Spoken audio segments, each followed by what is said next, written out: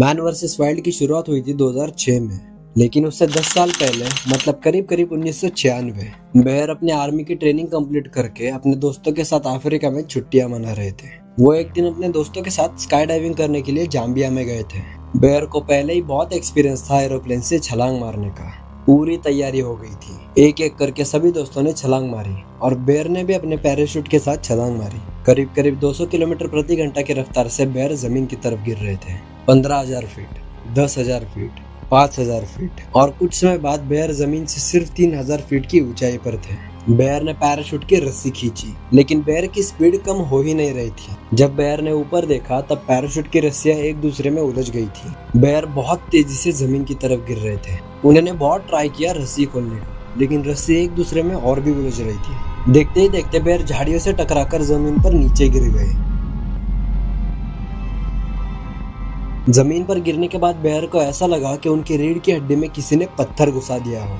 वो वहीं पड़े दर्द से रो रहे थे। कुछ ही समय में बेयर के दोस्त वहां पर आ गए और वो बेयर को एक कार में डालकर हॉस्पिटल में ले गए। बेयर बार बार बेहोश हो रहे थे।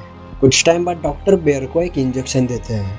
बेयर का दर्द धीरे धीरे कम हो रहा था और बेयर को लग रहा था अब सब ठीक हो गया है। लेकिन बेयर होश में आने के बाद डॉक्टर बेयर को रिपोर्ट दिखाकर बोलते हैं कि आप लाइफ में कभी चल नहीं पाओगे। तब बेयर को बहुत बड़ा सदमा लगता है। मतलब पहाड़ चढ़ने वाला इंसान आज खुद से वॉशरूम भी नहीं जा सकता। बेयर कहते हैं कि प्लेन से गिरने के बाद हड्डी टूटकर जितना दर्द नहीं हुआ, उससे ज्यादा दर्द उन्हें 1 साल हड्डी जोड़ते टाइम हुआ। बेयर उस टाइम अकेले में खुद को कोसते थे कि सब खत्म हो गया, मुझे जरा भी अकल नहीं है, शायद मैं रस्सी आराम से भी खोल पा सकता था, सारे सपने खत्म हो गए, अब मैं कभी नहीं घूम पाऊंगा। बेयर उस टाइम बहुत नेगेटिव सोच रहे थे। बेयर हॉस्पिटल में जिस कमरे में थे उस कमरे में एक पेंटिंग लगी हुई थी। अचानक उनकी उस पेंटिंग पर नजर गई और वहीं से स्टार्ट हुआ बेयर का रियल सफर। लेकिन क्या था ऐसा उस पेंटिंग में कि बेयर इतने अच्छे से रिकवर हो पाए? इस सब के पीछे सिर्फ 2 सीक्रेट्स हैं। Number 1, believe. वो पेंटिंग माउंट एवरेस्ट की थी। उन्हें चलना भी नहीं आ रहा था, लेकिन वैसी ही हालत में बेयर उस पेंटिंग के पास गए और उन्होंने बहुत टाइम तक उस पेंटिंग को देखा। पेंटिंग को देखने के बाद बेयर का एक सपना हो गया माउंट एवरेस्ट चढ़ने का। बेयर ने उसी टाइम डिसाइड कर लिया कि मैं ठीक भी होऊंगा और खुद के दम पर माउंट एवरेस्ट भी चढ़ूंगा। मतलब सब कुछ खत्म होने के बाद भी उस बंदे को इतना बिलीव है खुद पर कि वो माउंट एवरेस्ट चढ़ सकता है। बेयर की जगह कोई आम इंसान होता तो वो वैसी लाइफ को एक्सेप्ट कर चुका होता, लेकिन बेयर को वो लाइफ एक्सेप्ट नहीं थी।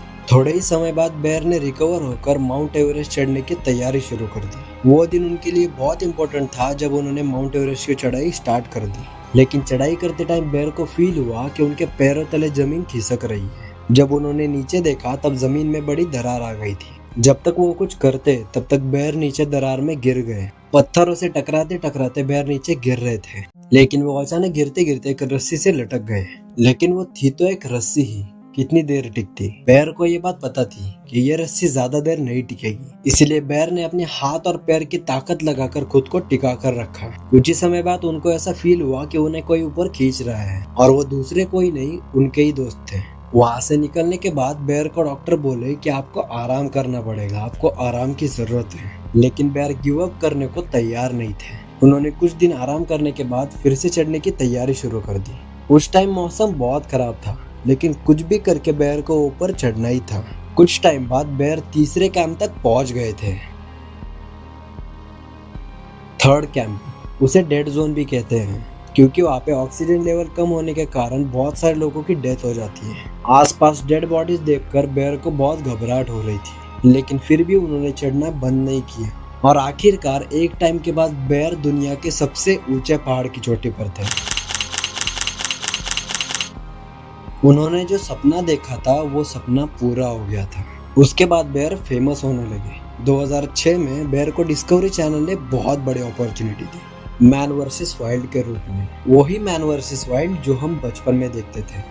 लेकिन ये सब कभी पॉसिबल नहीं होता अगर बेयर के अंदर ये माइंडसेट ना होता। Believe yourself and never give up. आपको क्या लगता है कि और क्या सीक्रेट हो सकता है बेयर ग्रिल्स के सक्सेस के पीछे? मुझे कमेंट में जरूर बताना।